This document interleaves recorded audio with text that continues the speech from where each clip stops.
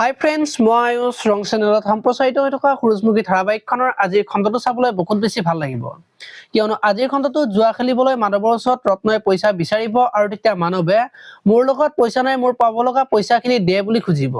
আৰু তেতিয়া ৰত্নই মোৰ লগত পইচা নাই বুলি ক'ব আৰু তেতিয়া মানৱে পইচা আনিব পাৰা কিন্তু দিয়াৰ সময়ত পইচা দিব নোৱাৰা ভিখাৰী জাত বুলি গালি পাৰিব।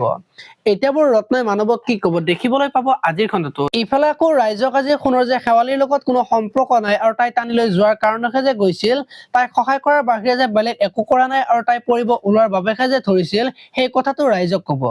আৰু তেতিয়া ৰাইজে সোণৰ কথা মানি নল'ব আৰু সোণক বিয়া পাতিবলৈ ক'ব আৰু বিয়া নাপাতিলে তোৰ শাস্তি হ'ব বুলি ক'ব আৰু তেতিয়া শেৱালিয়ে সোণক বচাবৰ কাৰণে বিয়া হ'ম বুলি কোৱা দেখিবলৈ পাব।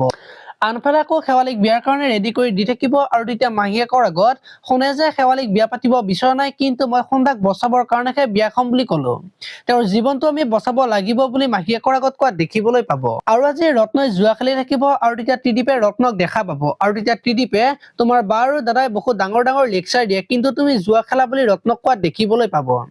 আপোনালোকে সূৰুজমুখী ধাৰাবাহিকখন চাই কেনেকুৱা পায় কমেন্ট কৰি জনাব। আৰু যদি আপোনালোকে এতিয়ালৈকে চেনেলটো ছাবস্ক্ৰাইব কৰা নাই তেতিয়াহ'লে চেনেলটো ছাবস্ক্ৰাইব কৰি ভিডিঅ'টোত এটা লাইক কৰি দিব। ধন্যবাদ।